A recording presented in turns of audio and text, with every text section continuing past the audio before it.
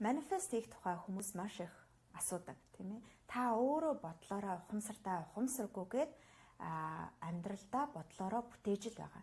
Манифест хийн гэдэг бол алив нэгэн төлөвийг олоогүй зүйлийг төлөвийг олоогүй тэр долгионыг ажиглаад өөрийнхөө бодлыг, санаа сэтгэлийг, сэтгэл хөдлөлийг тэрэндээ холбож илгээх замаар зориудын өөрийн хүссэн зүйлээ амьдралдаа бий болгох коллапс хийх буюу тэр долгион чинь матери болж бийжих тэр үйл явцыг магадгүй бид нар манифест гэж нэрлэж байгаа.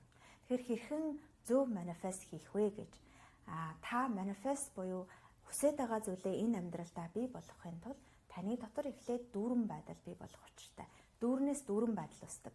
Харин ямар нэгэн зүйл хүсээд тэр нь хол байна гэж бодох тусам та өөрөө дутуугаас бүтээж байдаг. Тэгэхээр хүсснээсээ өөр зүйлийг та амьдралдаа бүтээгээд байгаа гэсэн үг.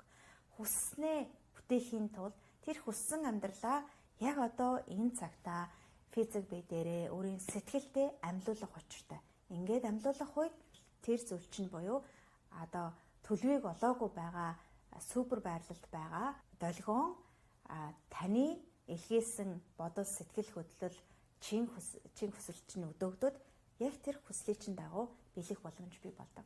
Мэдээж заавал хүслээ яг энэ хүслээрээ биелүүлнэ гэж зууралдах юм бол улам илүү танаас холддог. Тэгэхээр та өөрөө зүгээр бодлороо сониучрахын туршилт хийгээд үзээрэй.